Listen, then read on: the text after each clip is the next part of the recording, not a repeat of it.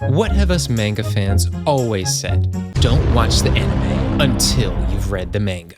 And today I've got another classic example of why. So, a lot of you have probably heard of the hit Disney Channel original anime called High School Musical. Yeah! But did you know that the mainstream media was hiding the true way to really experience this breathtaking story? I mean, yeah, sure, you can watch the long, drawn-out, feature-length High School Musical movie and walk away moved to tears.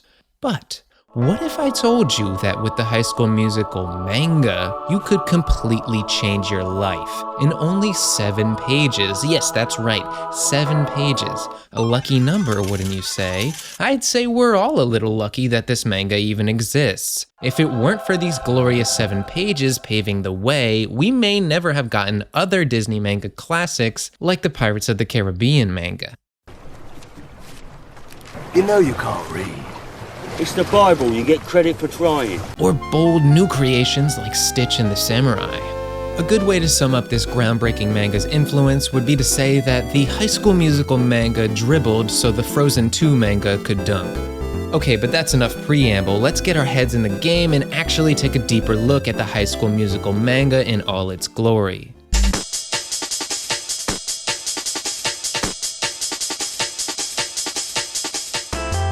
So, like all great stories, we open with a heart-wrenching, dramatic mystery as our main character, Troy, speaks of his life struggles. He tells us, "My father, who was a basketball player, taught me to play basketball from when I was young.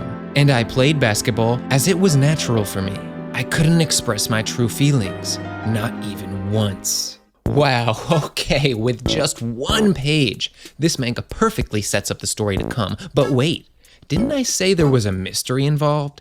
Well, after looking closer at this page and browsing a few fan theory sites, I started to realize the true mystery surrounding this image. Troy is talking about his father in this page, but all we see is a jersey and a basketball. So naturally, many fans asked, where is the father that Troy is talking about here? He doesn't appear on any of the other pages of the manga either, and for good reason. You wouldn't be able to see him even if he was there. Troy's dad is an invisible basketball-playing ghost. Guys, come on. I mean, there's 12 people on this team, not just me. Just 12? Oh, no. I think you're forgetting about one very important 13th member of our squad.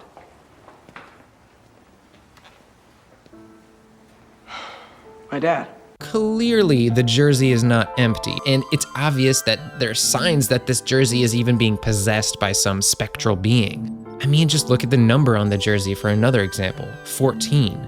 Looking at that another way, 14 is simply 7 plus 7, which obviously is a hint to the mysterious luck Troy has whenever he plays basketball. His spectral father simply alley-oops the ball in whenever Troy is about to miss.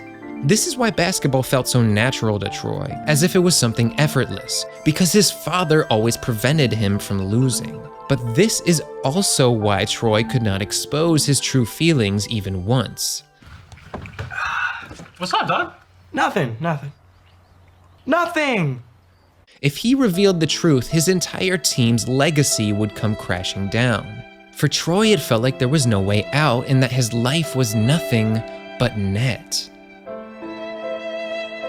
We cut from this downtrodden introspection to a starkly contrasting scene of celebration, picturing Troy and his teammate Chad just after winning the basketball championships. But something feels off. Troy stares directly at the audience in this frame, as if he's looking for a way out of this reality built on top of lies. The faceless crowd cheers him on for sure, but this societal pressure to keep playing basketball only causes Troy to sweat nervously. His friend and teammate Chad even refers to him as Toroy, and Troy doesn't even take the time to correct him. We see clearly in this character introduction page that his name is canonically Troy and not Toroy. So what is the story trying to say with this inclusion? Troy feels so guilty about all the lies he has to tell to perform in basketball, and he wants to detach from society, so he would actually rather live out his life based on lies under a false identity. It's no good at all to see yourself and not recognize your face. Troy sees the people in the crowd, and even Chad, as merely a means to an end. Some like Chad may come close to understanding Troy, but they never truly could.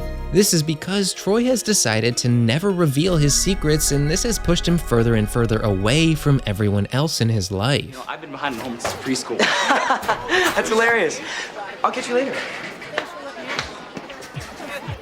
But maybe there's a glimmer of hope that Troy can change his outlook. We see someone who actually stands out in this faceless crowd to Troy, his girlfriend, Gabriella. Gabriella boldly stares at the audience as well, mirroring Troy's cry for help in the previous page. We'll discuss Troy and Gabriella's relationship more later, but for now, Troy will direct his attention towards his team again. To further explore Troy's feelings of disdain for this web of lies he lives in, we see him think to himself, "The last game in my high school," with an expression of great relief, mixed with more of that classic nervous sweating Troy is known for. However, what we're looking for from all of you is not inspiration, but perspiration. Troy says to his team, "No, you all helped me," which makes it seem like he's a team player and a good leader, but if you look closely, you'll see he is winking.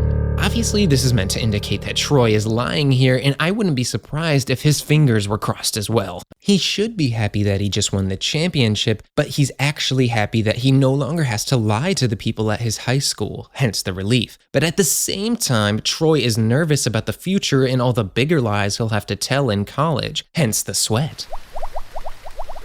After this scene, we see Troy and Gabriella discussing that future that has Troy feeling so nervous. The scene opens with Troy confronting Gabriella about her acceptance to Stanford and how he heard about it from her mom. It seems like Gabriella couldn't even trust Troy enough to tell him she got accepted to Stanford. I mean, how could she trust him? She still thinks his name is Toroy. Even if Gabriella may love Troy, somewhere deep down she knows he's hiding secrets from her. That's why Gabriella tells Troy, "You are going to go to Albuquerque University, Toroy." There's a question mark at the end of that sentence, yet it feels like a command. Gabriella doesn't want Troy to follow her to Stanford, so she's pushing him away and pressuring him to go to a different college. Troy can read between the lines here, and with a sad, defeated tone, he says, "Playing basketball there is my father's dream." Troy can feel deep down that Gabriella, his one hope of connecting with another human, has seen straight through his facade and has given up on him.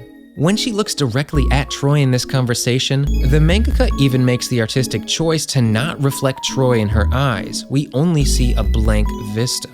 This clearly symbolizes how Troy hides himself from others and doesn't want to be seen for who he truly is, and how Gabriella can see right through him. Oh no, it was cool. But, you know, my friends, it's not what I do. That was like a different person. With this tragic scene weighing on Troy's mentality, we then cut to him once again reflecting on the future in the midst of a faceless crowd celebrating him. Of course, Troy once again sweats profusely out of a nervous worry for how his future will play out once he graduates and enters the world of college basketball. Will he be able to fool the fans at Albuquerque University the same way he did the people in his high school? So many questions, sadly left unanswered. Like many great stories before it, the High School Musical Manga leaves you with nothing but brain-wrinkling questions after this page. A true classic cliffhanger ending, which has, of course, led to endless fan speculation and theorizing. Maybe the mangaka was taking a note from the Sopranos series finale when they wrote this ending that leaves you wanting more. Who really knows? All I know is that I'll continue to discuss and speculate about this work for many years to come. I know I have to keep striving to unlock the secrets of this work because after reading it, I've learned from Troy that you must express your true feelings.